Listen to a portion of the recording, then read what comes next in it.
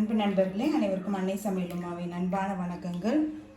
இன்றைக்கி அன்னை சமையலில் பார்க்க போகிறது சிக்கன் கிரேவி. இது சாதம், பூரி, சப்பாத்திக்கு ரொம்ப நல்லா இருக்குங்க.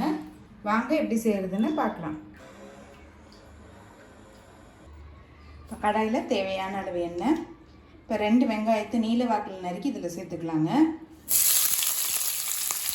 வெங்காயத்தை நல்லா ஃப்ரை பண்ணிக்கலாங்க. இந்த எண்ணெயிலே டிபார்ட்மெண்டல் ஸ்டோரில் ஃப்ரைடு ஆனியனே இப்போ கிடைக்குதுங்க, நீங்கள் அது கூட யூஸ் பண்ணிக்கலாம்.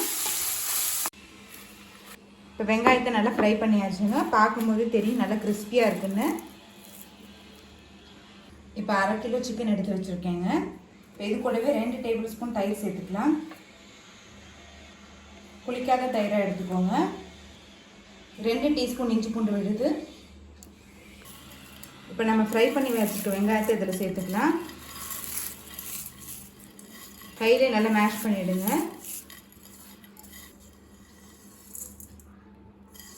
தேவையான அளவு உப்பு. இப்போ இது எல்லாத்தையும் நல்லா மிக்ஸ் பண்ணிக்கலாம்.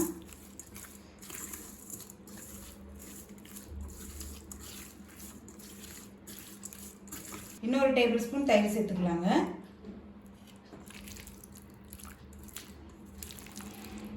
இப்போ இது எல்லாத்தையும் நல்லா மிக்ஸ் பண்ணியாச்சு.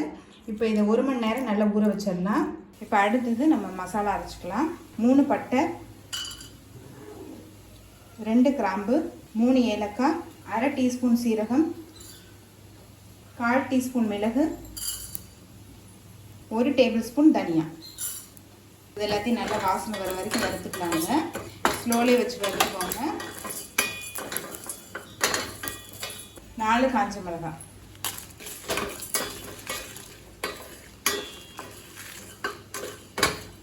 எல்லாத்தையும் நல்லா வாசனை வர வரைக்கும் வறுத்தாச்சு. இப்போ தேவையான அளவு தண்ணி சேர்த்து மிக்சியில் நைஸாக அரைச்சிக்கலாம். இப்போ 2 வெங்காயத்தை மிக்சியில் நைஸாக அரைச்சிக்கலாம். இப்போ மிக்சியில் அரைச்சாச்சுங்க. இப்போ இதை எடுத்து தனியாக வச்சுக்கலாம். இப்போ இதையும் மிக்சியில் அரைச்சிக்கலாங்க. கடாயில் தேவையான அளவு எண்ணெய். இப்போ அரைச்சி வச்சுருக்க வெங்காயத்தை இதில் சேர்த்துக்கலாங்க.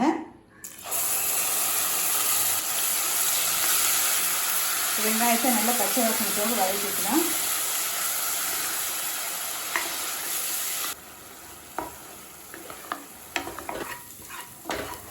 இப்போ வெங்காயம் கலர் பாருங்கள், நல்லா மாறிடுச்சு. இந்த அளவுக்கு வதக்கணும். அடுத்தது நம்ம அரைச்சி வச்சுக்க மசாலாவை இது கூடவே சேர்த்துக்கலாங்க.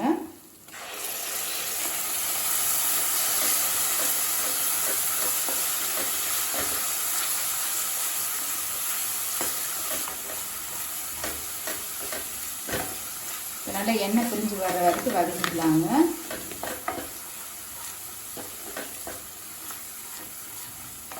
நம்ம மசாலா ஏற்கனவே வறுத்துட்டோங்க, அதனால் ரொம்ப வதக்கணும்னு அவசியம் இல்லை.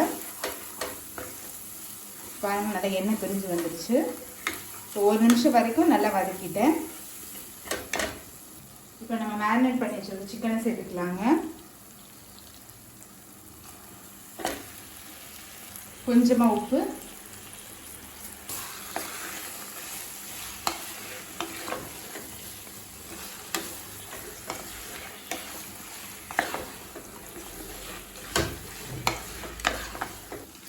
ஒரு 5 நிமிஷம் வரைக்கும் நல்லா வதக்கிக்கலாங்க.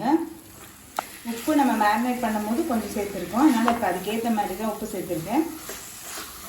இப்போ 1 டீஸ்பூன் காஷ்மீரி சில்லி பவுடர் சேர்த்துக்கலாம். இது சும்மா கலருக்காக தாங்க சேர்க்குறேன். 1 டீஸ்பூன் கரம் மசாலா,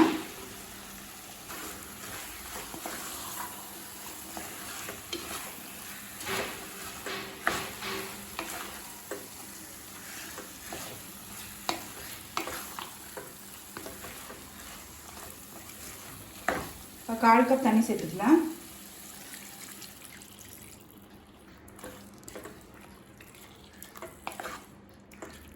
இப்போ மூடி போட்டு ஒரு 10 நிமிஷம் ஸ்லோலே வச்சிடலாங்க.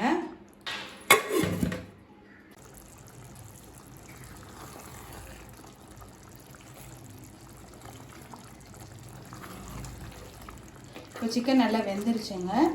எண்ணெய் நல்லா பிரிஞ்சு வந்துருச்சு.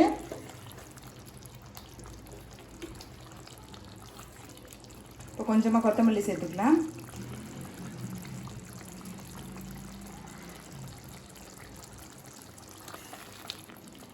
சிக்கன் கிரேவி ரெடி ஆகிடுச்சுங்க. சர்வ் பண்ணிடலாம்.